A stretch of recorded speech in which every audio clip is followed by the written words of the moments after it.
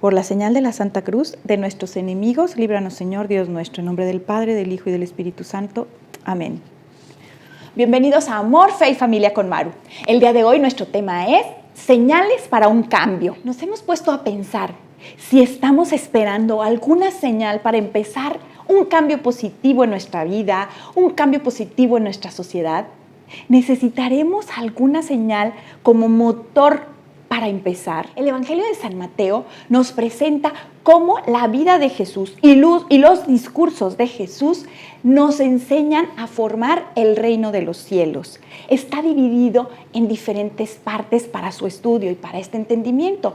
Una parte es el discurso que da acerca de la buena nueva, del Evangelio, un discurso evangélico. Otro discurso es el apostólico, en donde nos enseña cómo escoge a sus apóstoles y qué características tendrán esos seguidores de Jesús. Otra característica es que nos habla de los misterios del reino de los cielos. Y aquí nos explica una metodología nueva para entender ese misterio, la metodología de las parábolas.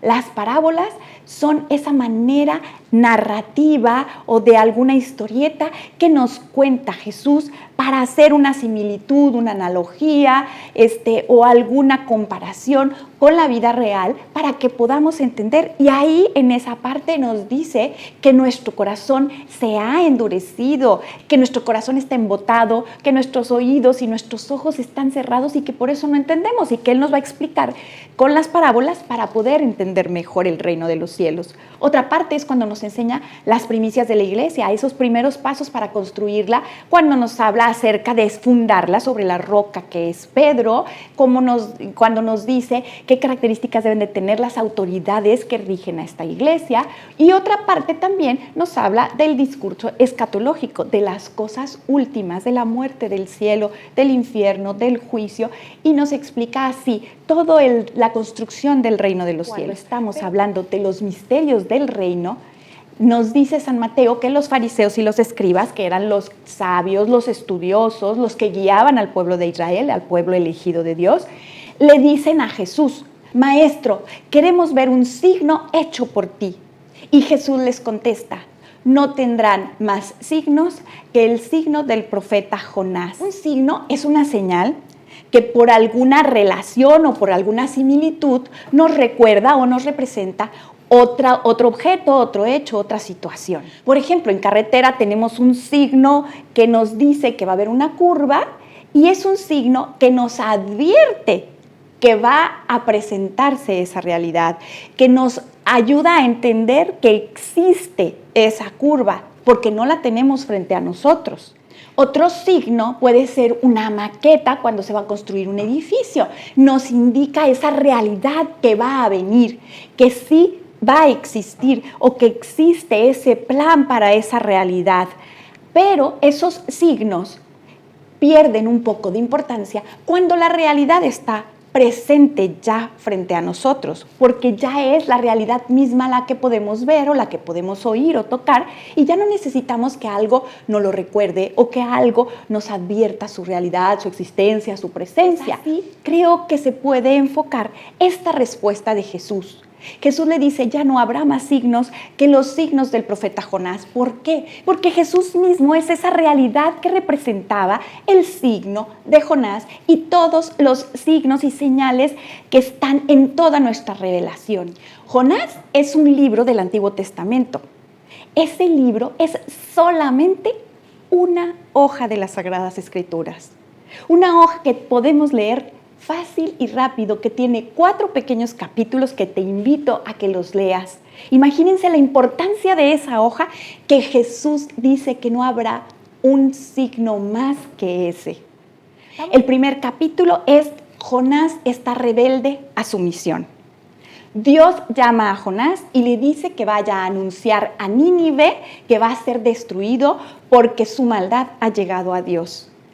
Y Jonás se rebela y no quiere ir a Nínive a anunciarle lo que Dios le dice. Se va a Tarsis, que va a otro lado, en una barca. Pero ¿qué pasa? En esa barca empieza a caer una gran tempestad en la que todos los tripulantes se dan cuenta que Dios está queriéndoles decir algo, que Dios está enfurecido por alguna situación de los que están ahí, hasta que Jonás decide decir que es su culpa que Dios esté tan enojado, tan intranquilo, porque él ha sido rebelde y no ha querido obedecer. Por ello, les pide que lo avienten al mar, porque quiere que ya no caiga esa desgracia, esas consecuencias sobre los demás.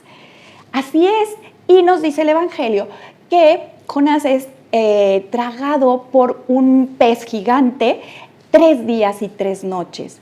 Aquí, por ejemplo, podemos ver esa similitud, esa relación con la muerte de Jesús. De hecho, Jesús habla de eso en el Evangelio de San Mateo, de esos 3 días que se encuentra en el vientre y que lo va a sacar Dios de esa tumba, al igual que a él del seno de la tierra, y le va a dar vida después de eso. Jonás, en ese momento, en el vientre del pez, clama al Señor, se arrepiente, le pide perdón. Dios lo escucha y hace que ese pez lo regrese y sea expulsado en tierra firme.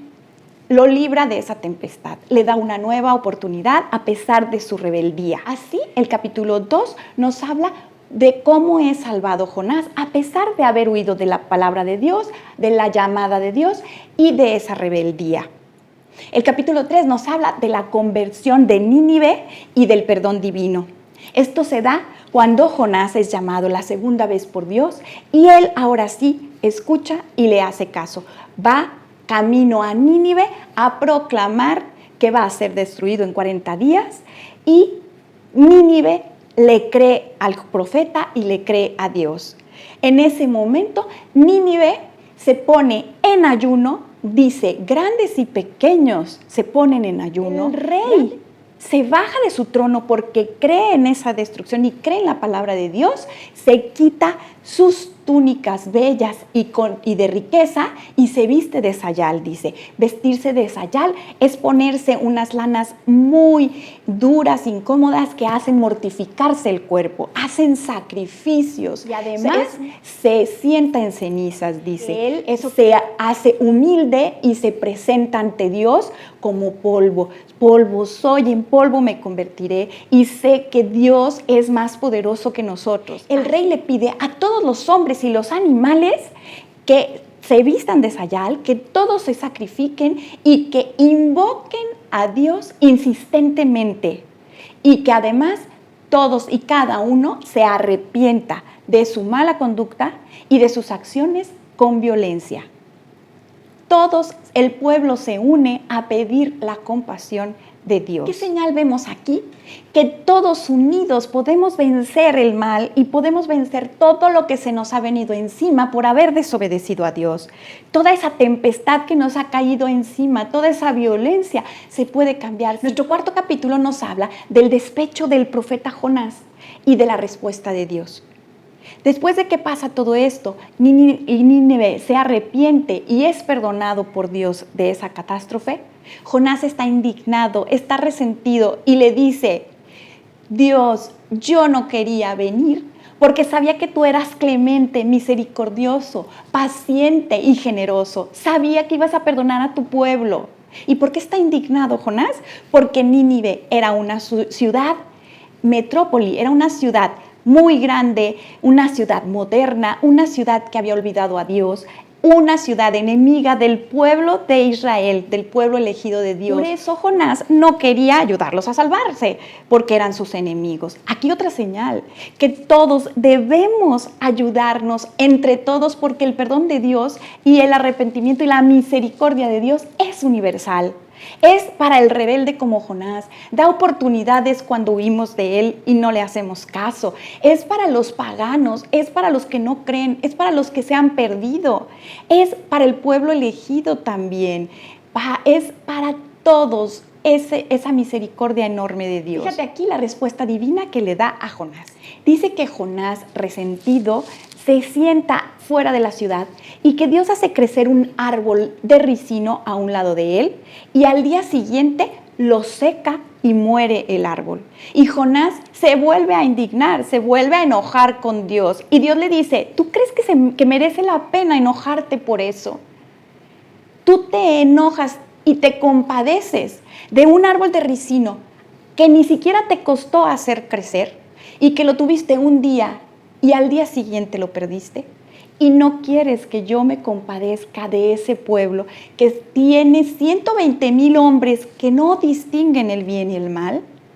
Fíjense la lección tan grande que le da a Jonás de misericordia y amor. Dios nos ama y quiere que sigamos estas señales para podernos presentar su misericordia, para poder cambiar la historia y volver a renovar este pueblo. Hagamos caso a estas señales. Están los pasos a seguir para que Dios tenga esa misericordia, esa paciencia y esa generosidad de amor a nosotros. No esperemos más señales para el cambio. Hagamos caso a tantas señales que nos ha dado en nuestra revelación, en nuestra historia de la salvación. Tantas señales que nos repite una y otra vez a través de miles de años. Hagamos que la misericordia de Dios llegue a nuestros hogares, llegue a nuestro pueblo, llegue a nuestro México, llegue a nuestro mundo y se transforme en un mundo con más amor.